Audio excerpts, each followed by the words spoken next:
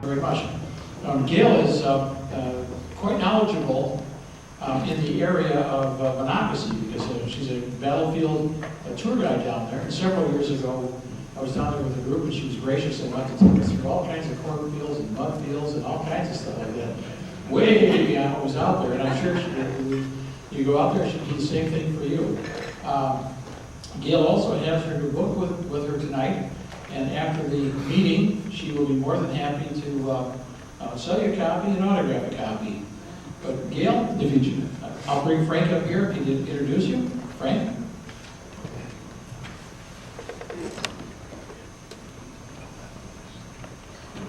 Well, my job's mostly done because the judge said most of what I was going to say. Gail did get a bachelor's degree from George Washington University in D.C. She did some graduate work at Harvard and Johns Hopkins.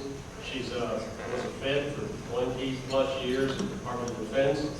And then she retired to become a Civil War enthusiast and has been doing some writings like that. Her book won an award, William Seward, for the best biography of 2011. So with what Judd said and what I said, I think you should be intrigued by Gail. And Gail.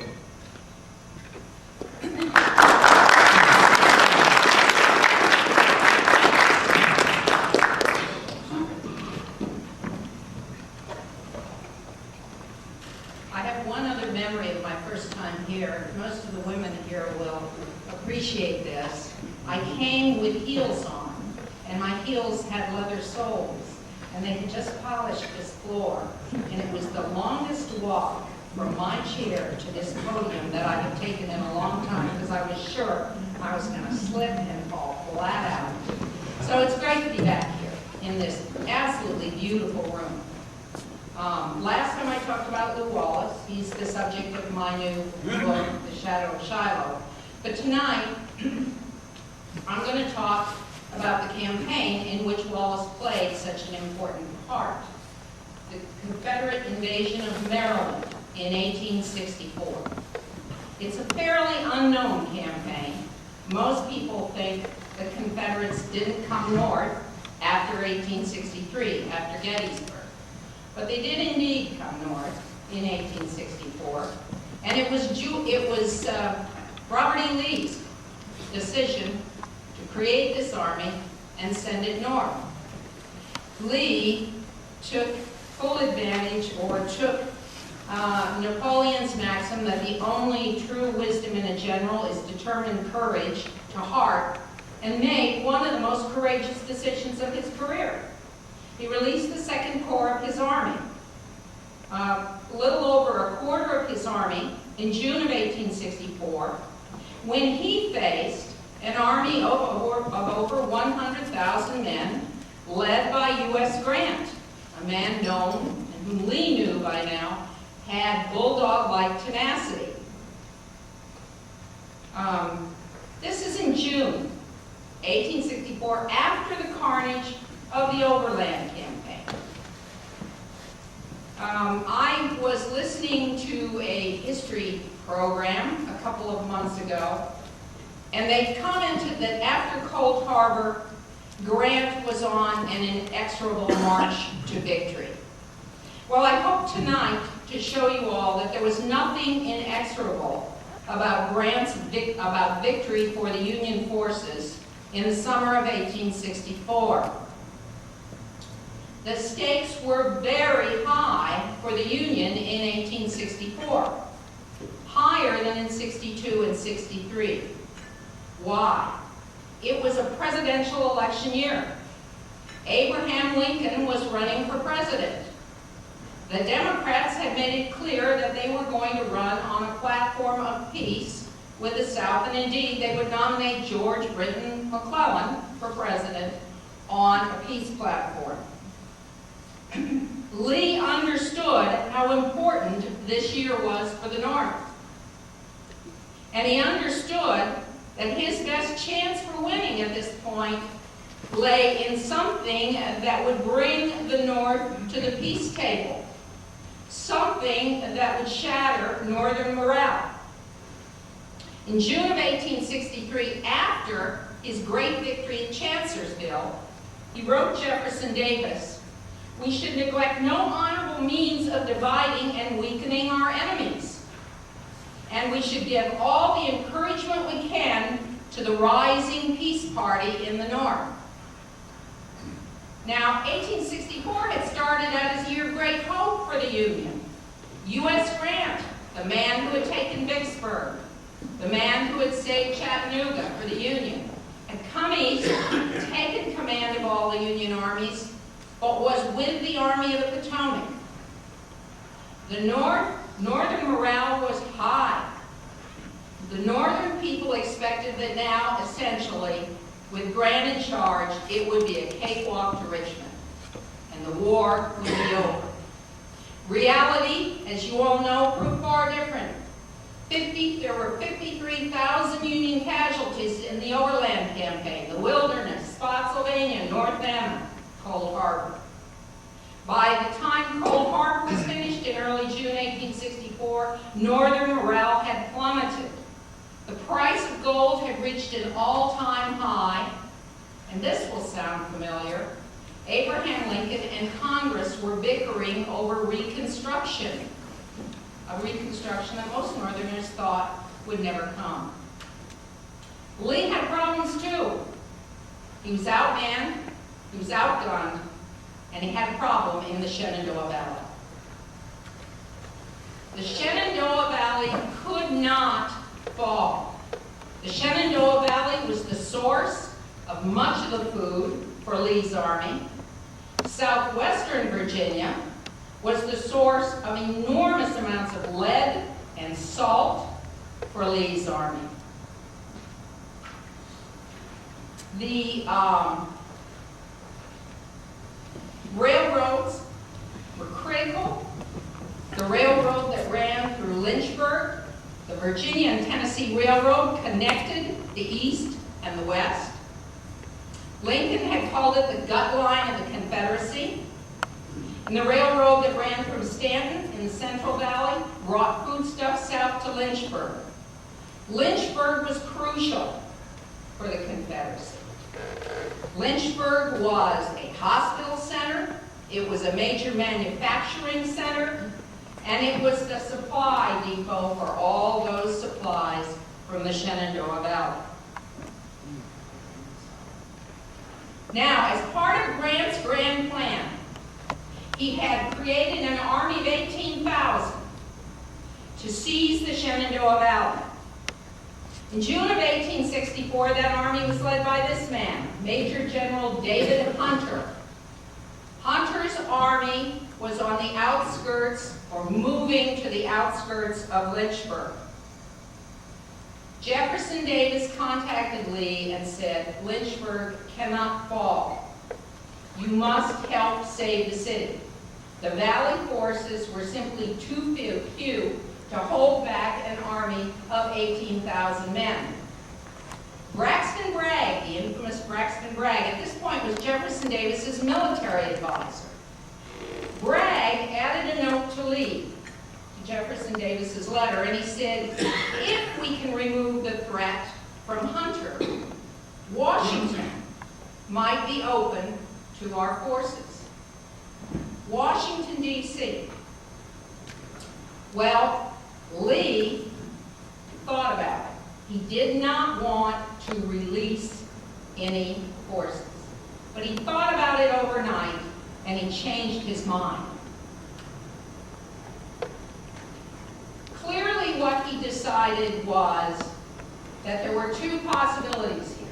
First, if he sent an army north to threaten the North again, Grant would be forced to divert some of his forces from the Army of the Potomac.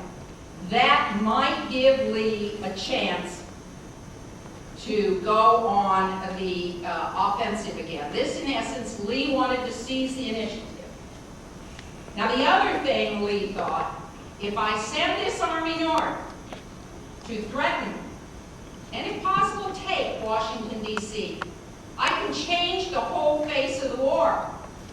Maybe Abraham Lincoln will not be reelected Assuredly, if my force seizes Washington, D.C., U.S. Grant will be in deep trouble. Now, how could Lee possibly, seriously contemplate the seizure of Washington, D.C.? 161 forts and batteries with over 800 guns. Well, Lee read the newspapers like everyone else, the northern newspapers, and he knew that in order to make up for Grant's losses in the overland campaign, the defenses of Washington, D.C. had been stripped. Henry Halleck, the Army Chief of Staff, the man responsible for Washington, had sent no less than 48,000 men from the defenses of Washington to Grant's army. Now, the heavy artillerists who died such profusion at Cold Harbor, those were the men from the defenses of Washington. Those were the men who were trained to operate those guns. Well, who replaced them? A combination of Ohio 100 Days men, local militia, and veteran reserves. As of the end of June 1864, there were 10,000 men guarding Washington, D.C. So it was indeed vulnerable. Lee therefore saw opportunity knocking, and he decided on June 13th to release the Second Corps of his army, some 9,000 men. This was a storied corps. We're talking about the Stonewall Brigade here. We're talking about the Hayes and Stafford's Louisianas. He sent that corps, along with 24 guns, to Lynchburg. Now, who's going to command the whole? Who is he going to find at this point? With Longstreet wounded, Jackson dead, A.P. Hill ill. Well, he chose Jubal Early. Jubal Anderson Early, West Point graduate, a man who had fought in every campaign of the Army of Northern Virginia, rising from regimental command to, in June 1864, command of the Second Corps, the rank of lieutenant general. Now, Early didn't look like a general. In the Seminole War, he had developed arthritis. He had a pronounced stoop. He had a high, squeaky voice with a nasal twang, which is, he was from southwestern Virginia. And that's a characteristic of, at that point, of accents down there. Okay. Possibly because of the pain from his rheumatism, I think, he had a very sarcastic wit, a biting sense of humor, and he was the most profane man in the Army of Northern Virginia, legendarily so. Lee, with a touch of humor, called him my bad old man. But after, in 1865, at the end of the war, Lee also wrote that Early exhibited during his whole service high intelligence, sagacity, bravery, and untiring devotion to the cause. Now, this would simply bond Jubal Early to Robert E. Lee. And as you all know, Jubal Early is one of the primary proponents of the lost cause after the Civil War. Well, what was Early like as a general? Well, he was brave to a fault. He was decisive, and he tended to like to go on the offense. He was a lot, in those senses, like Robert E. Lee. He and one of his subordinates, General John B. Gordon, didn't always get along, but Gordon said that he was one of the coolest and most imperturbable of men under fire and in extremity. Another one of his subordinates said he had what he described as a self-reliant, self-directing strength, the kind of thing that you need to be in independent command. His men, well, I wouldn't say they liked him, they admired him. They called him Old Jew. Some of them called him behind his back Old Lop Ears. And in one of the most wonderful backhanded compliments I've ever read, One of his soldiers said Early was as brave as he is homely, and as homely a man as any man you ever saw. Now, Early, but on the minus side, Early had a difficult relationship with some of his subordinates. He did not trust the Valley Cavalry, and they would make up the majority of his cavalry in this campaign. And he demanded, as he demanded much of himself, he demanded much of his men. Perhaps, at times, too much. And push it again. Lee released Early on June 13th, and Early moved to Lynchburg, which was, he began arriving in Lynchburg on the 17th of June, just about the time that David Hunter arrived with his army, began arriving in Lynchburg. One of Hunter's staff wrote, "We can laugh at anything less than one of these Army Corps to reinforce the Valley troops." I don't know, very prophetic words. Well, there was skirmishing on the 17th of June, skirmishing on the 18th of June. And Hunter took some prisoners on the 18th of June. He found out that indeed he was facing one corps of the Army of Northern Virginia. And Hunter quite simply lost his nerve. He was a long way from his base of operations, which is Martinsburg, up at the northern end of the valley in West Virginia. He was also low on ammunition. So one can't exactly fault him for retreating, but it was the way he retreated. Instead of retreating down the valley to protect his command area, he retreated into the mountains of West Virginia. His plan was to float down the Kanawha River, steam up the Ohio, catch the Baltimore and Ohio Railroad at Parkersburg, West Virginia, and move swiftly back to the northern end of the valley. The problem was it was a drought year. His men ended up walking to the Ohio River. They then had, at some points, to drag steamboats over the shoals in the Ohio River. In short, Hunter would not be back until after Jubal Early had recrossed the Potomac River. So he and his army were out of the action. Now, Hunter did something else. He did not tell the authorities in Washington that he was going to be late until they were almost in the hands of Jubal Early.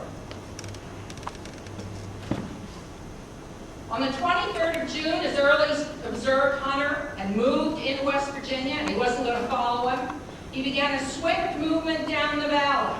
His objective was to move and get into Maryland, get to Washington before anyone really understood it. He stopped for a half a day on the 28th of June at Stanton. What he did there was he cut out everything and every man and every animal, every piece of equipment that could not move and move swiftly. But he did something else important. He sent a telegram to Robert E. Lee. He said, "I will proceed according to your instructions to threaten Washington, and if I find an opportunity to take it." I emphasize this because after the war, Early always maintained he never intended to take Washington, when in fact, he himself said he did. Okay, Early's army had added the Valley troops, or Early had added the Valley troops to his army. An army of 16,000, 12,000 infantry, about 3,500 cavalry, artillerists to man 36 guns. So this was no small force, no small raiding force. He also had some of the best generals in the Army of Northern Virginia. John Brown Gordon, Stephen Dodson Ramseur, Robert Emmett Rhodes were his division commanders. His second in command was Major General John Breckinridge, former Vice President of the United States, hard-fighting Kentuckian who had come from the Western Theater to command in the Shenandoah Valley.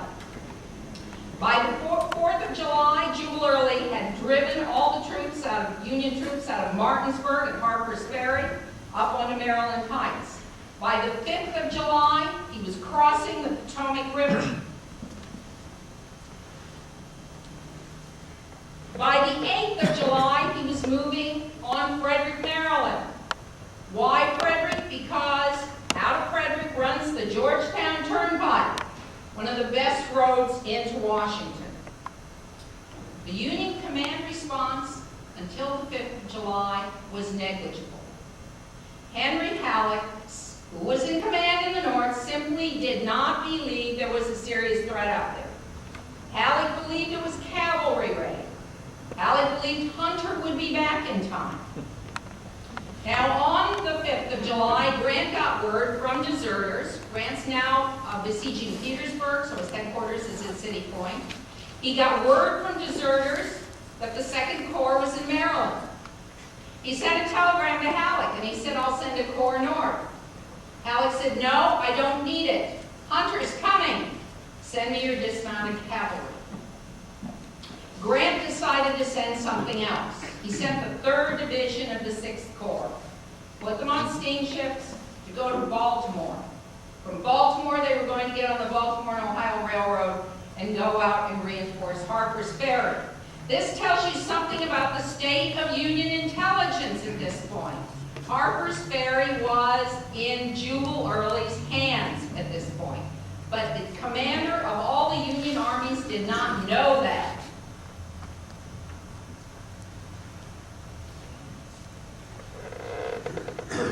One man was going to stand in Jubal Early's way. Major General Lew Wallace, commander of the Middle Department of Delaware and Maryland west to the Monocacy River. Wallace believed the reports. He believed that there probably was a Confederate force moving north. He knew that if any troops were going to move to the west, they were going to need the Baltimore and Ohio Railroad to move swiftly.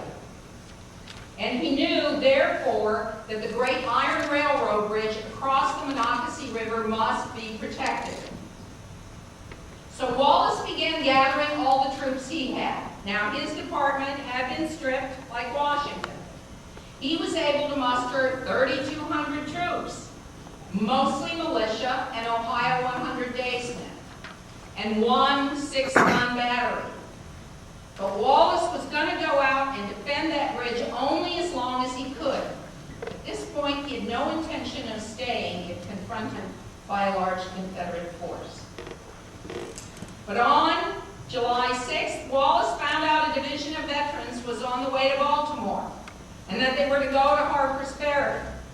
And Wallace at this point is out at Monocacy Junction himself. And this is when Wallace decided to fight. Why?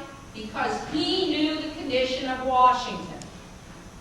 He suspected that a movement on Washington would be made by this Confederate force, although he wasn't sure. He had no idea of the size of the force, or even the composition of the force. But he was going to take those veterans. He said, if it's cavalry, I can stop this in its tracks.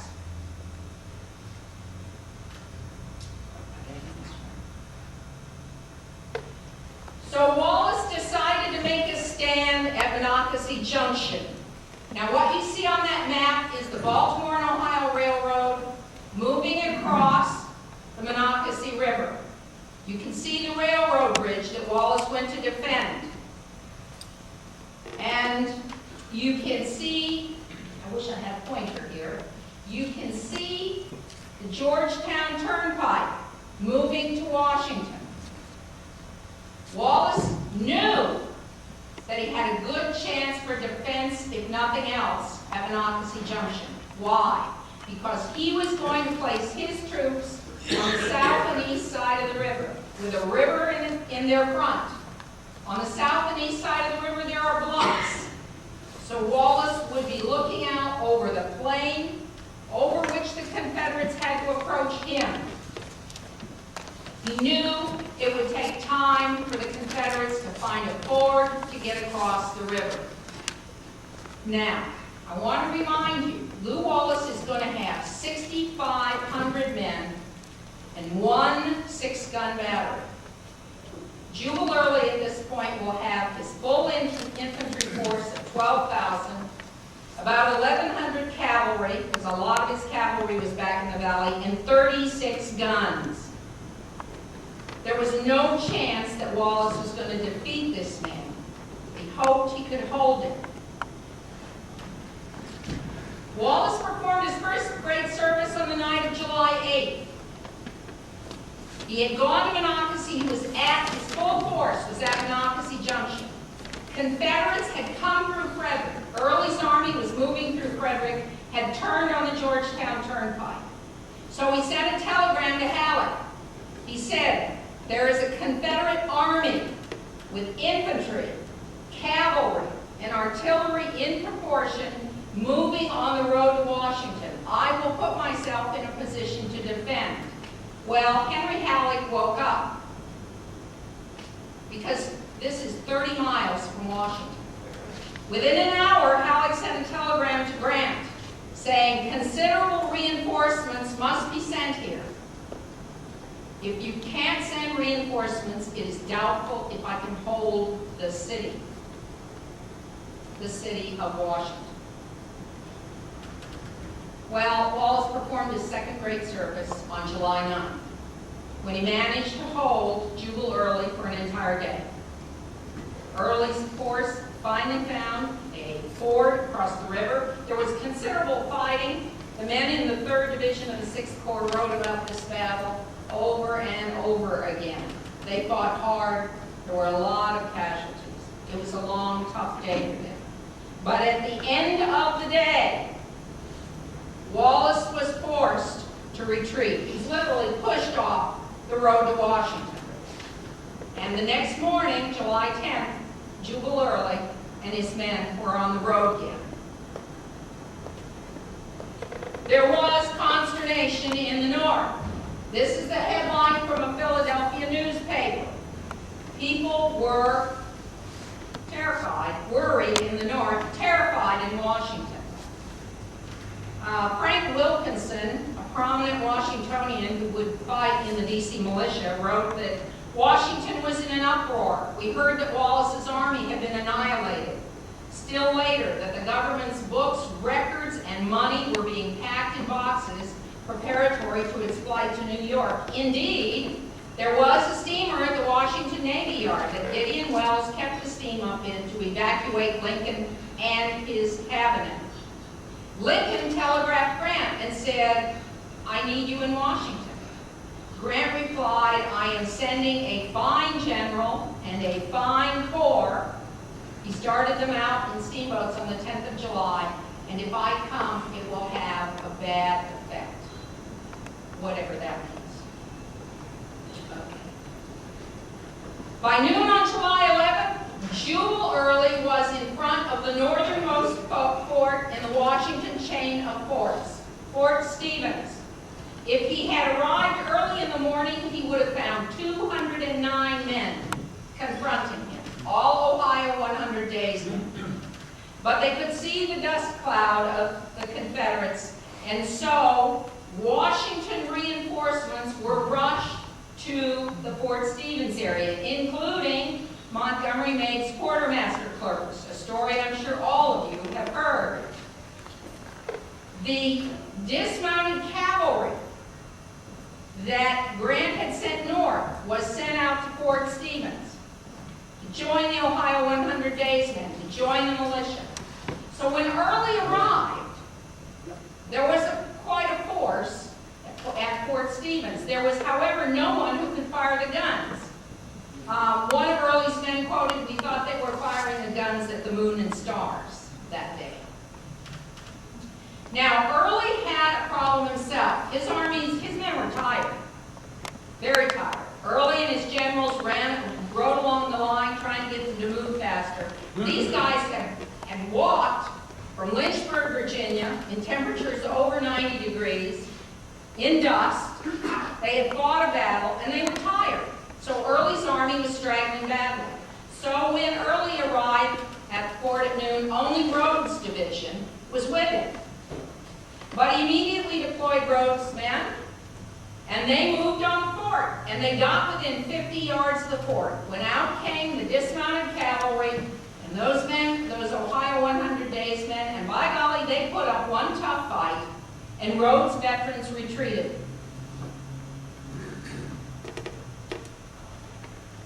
The 6th Corps, the rest of the 6th Corps, which is what Brett had sent, was still on the Potomac River.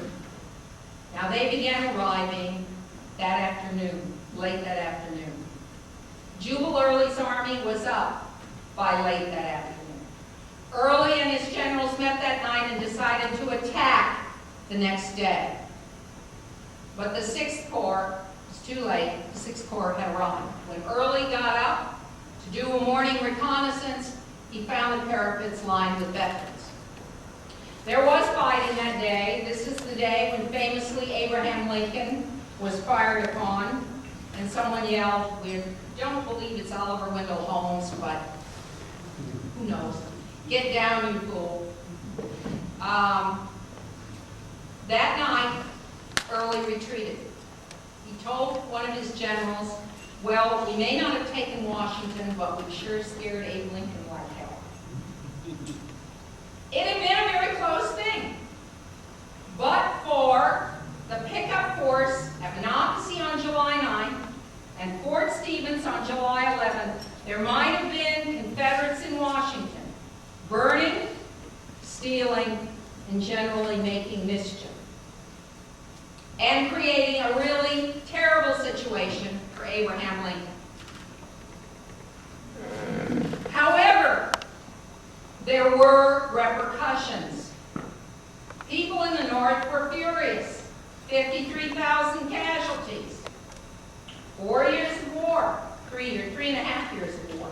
And what had happened? Was Lee trapped around Richmond? Well, not quite. He had come very near to seizing Washington. The Assistant Secretary of War wrote Grant that the public in Congress would hold him responsible for this whole disgraceful affair, adding that the black and revolting dishonor of the siege of Washington would very likely lead to the defeat of Mr. Lincoln and the election of General McClellan to the presidency. Newspapers echoed this judgment. One New York newspaper editorialized, "If the president cannot discover and correct the sources of these blunders, the people in the approaching election will not be slow to discover one method by which they can put an end to this reign of military incompetence in Washington." And as you all know, July and August were Lincoln's low point. Well, Early went back to the valley. Now, Grant thought he was going to head back to Richmond immediately, so he pulled back the 6th Corps. Hunter had, of course, arrived, and Hunter had his full army up now. Early had no intention of going back to Richmond. Early was there to divert resources from U.S. Grant. So he went on the offensive. And at the Battle of Second Kernstown on July 24th, he literally routed Hunter out of the valley. Hunter's entire force recrossed the Potomac River very fast, and Jubal Early was in control in the valley.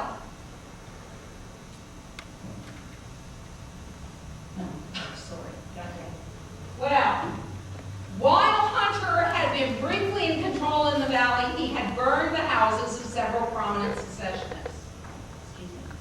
This upset Jubal Early, and he decided, as he wrote, it was time to teach the Northern public a lesson. So he decided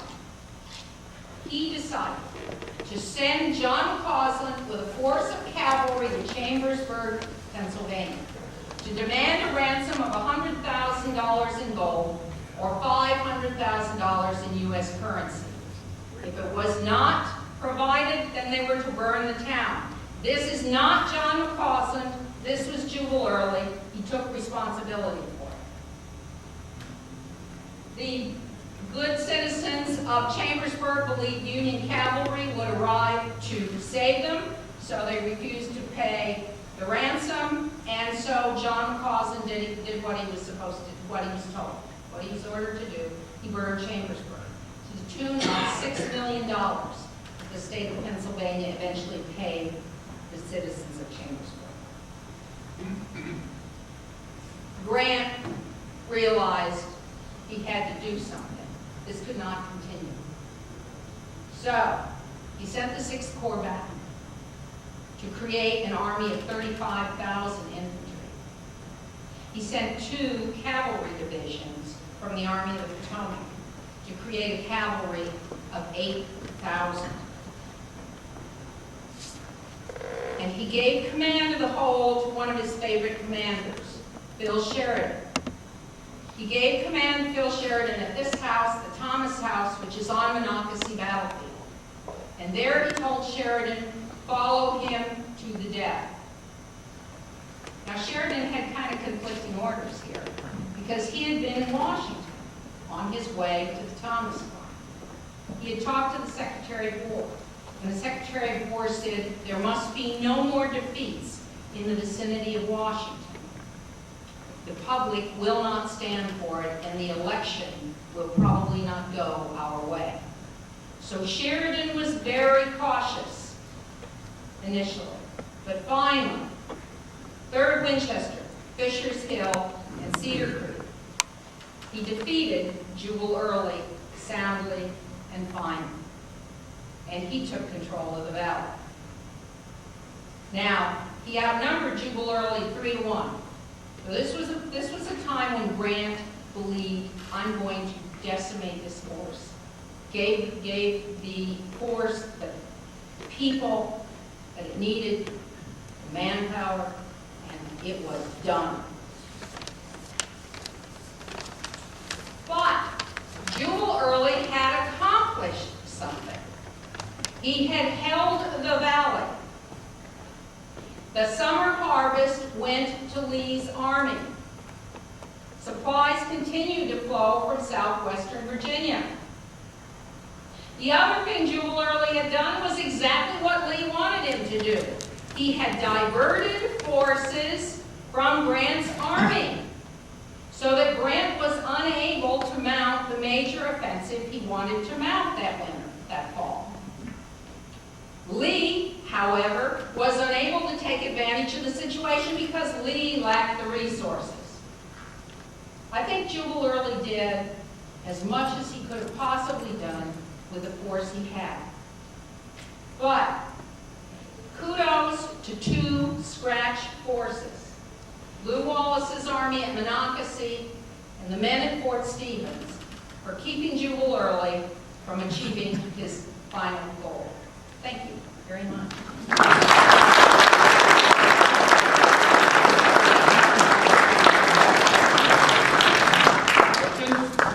I'll be very happy to answer questions.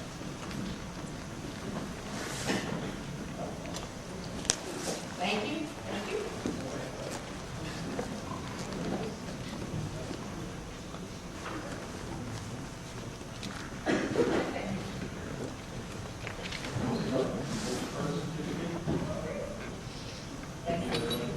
Thank you. Thank you very much. This is great.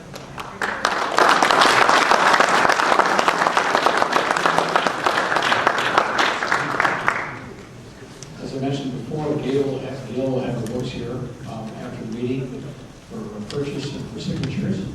I will also remind you that next month we're not meeting here. We're meeting at the country club up on, I think, Brownwood Road, isn't it? Good Hope Road, pardon me, Good Hope Road. 60th and Good Hope Road. With that, we'll conclude our November meeting of the Milwaukee Civil Roundtable. I look forward to seeing all of you next month, and have a great Thanksgiving. Thank you so very much.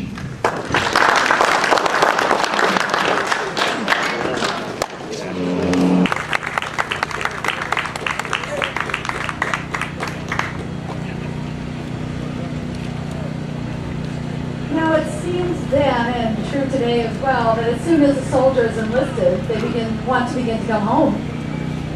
Patrick Gilmore's inspiring When Johnny Comes Marching Home spoke to the troops during the Civil War and remains an American classic.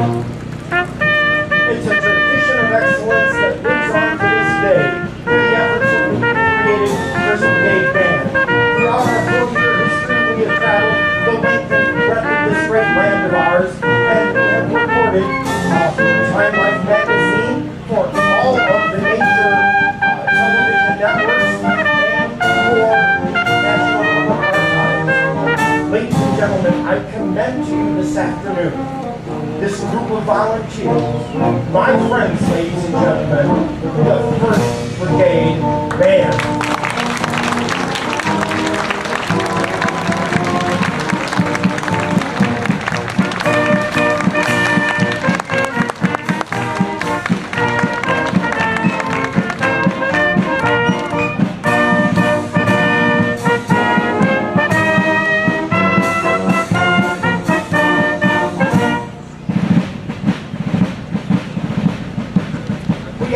Join us as we play our final signature number.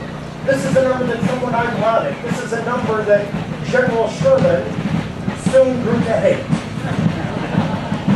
And the reason he hated it was wherever he would appear, they would play it. He would show up here and they would play it, and he would show up there and they would play it. He showed his face anywhere and you would hear our signature tune, the tune you heard us down the street this morning with, Marching Through Georgia.